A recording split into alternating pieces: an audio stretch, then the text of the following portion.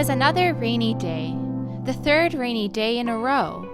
As a cat, I really do not enjoy getting wet. So I stayed inside where I could be warm and dry. But the problem was that I was very, very bored. Matty, there is nothing to do in this tiny house, I complained. Sure there is, said Matty. Like what? I asked. Just think. Thinking is boring, I argued. Matty sat by the window and thought for hours every day. How did he not get tired of thinking all day? Thought Matty. I hope you will think differently about thinking someday soon. Matty closed his eyes and went back to thinking. Sadly for me, Coco also was doing some thinking of her own. I meowed at her for a while, batted a ball at her feet, and jumped on her desk and sat in front of her. Nothing I did would stop her from thinking and start playing with me instead. I walked to the bedroom feeling defeated. What kind of adventures can I find in this tiny boring house? I wondered. That is when I saw a giant lump on Coco's bed beneath her blanket. I hopped onto the mattress to inspect further.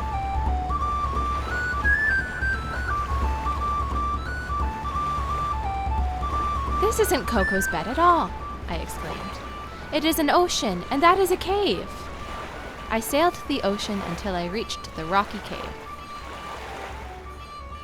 Turning on the flashlight strapped to my forehead, I carefully entered the cave.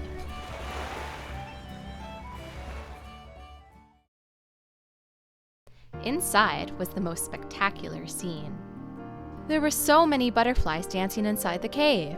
Blue, green, yellow, and orange ones. Hello, butterflies, I said as I walked further into the cave. Hello there. A blue butterfly fluttered next to me. What is your name? Will you be my new friend? My name is Fiona. I'm so happy to have a new buddy. Since you're my new buddy, maybe you could help us butterflies out. Help you with what? I asked. Well, we're all stuck in this cave, you see. We don't know how to escape. I know the way out. Follow me. All the butterflies fluttered behind me as I walked to the cave's entrance. Oh no, I shouted. The cave's front door is sealed shut. How will any of us get out now? Asked Fiona. There has got to be another door out of here. I walked deeper into the cave. We believe in you, said the butterflies. Eek! I yelled. I had stepped in something soft. What is this? My feet were sinking deeper and deeper into quicksand. Butterflies, please help me, I pleaded. Oh no! Oh dear! What's happening? They asked. It's quicksand, I replied. If I don't get out, it is going to swallow me up whole. Oh no! Oh dear! Cried the panicked butterflies. Luckily, the butterflies quickly found a solution.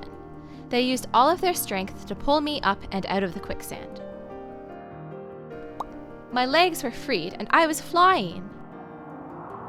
The butterflies lifted me to the top of the cave ceiling and carried me over the puddle of quicksand and back to safety. Wow! I exclaimed. I have never flown before. You're my heroes, I said to the butterflies. They were super happy because they had never been called heroes before. The butterflies danced around me. They were very proud of themselves. Gilbert, oh Gilbert. Fiona the butterfly had flown ahead. Do you think we will ever get out of here? I rubbed my chin and thought. The butterflies rubbed their chins and thought too. We all sat very quietly. Do you hear that? My ears perked up. No, said the butterflies. Their little ears perked up too. I hear flowing water. Where? Oh, where is it coming from, Gilbert? I followed the sound and the butterflies followed me. Wow, I exclaimed. Ahead of us was a huge waterfall, and on the top was a garden of milkweed plants. Butterflies, do you think you can fly me up to the garden of milkweed? Oh yes, good idea, said the butterflies. They licked their lips because milkweed was their favorite food. Soon enough, we were at the top of the waterfall. The butterflies must have been hungry because they stuffed their faces in the milkweed. While they ate, I wondered how we would get out of the cave. I sat next to an old tree and shut off my flashlight to think in the dark. I thought. Why do I still see light when my flashlight is off? I looked up. There were light beams shining through the leaves of the big old tree. Butterflies, I called. They flew toward me. Do you see the light up there in that tree? I think this is our way out. But there are so many leaves, Gilbert. We can't fly through all those leaves. I thought. Well, what if I climb up and clear a path for you? Oh yes, good idea. As I climbed higher and higher, I got more and more scared. Don't look down, I said to myself.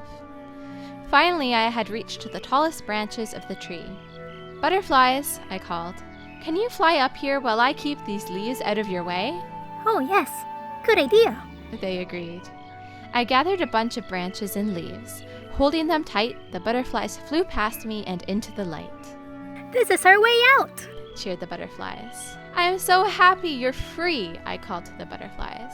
But can you help me? I can't fly because I don't have wings like you. Oh yes, said the butterflies. If I climb to the tippity top of this tree, can you fly me out of here? Oh yes, good idea, they agreed. So I climbed higher and higher up the tree.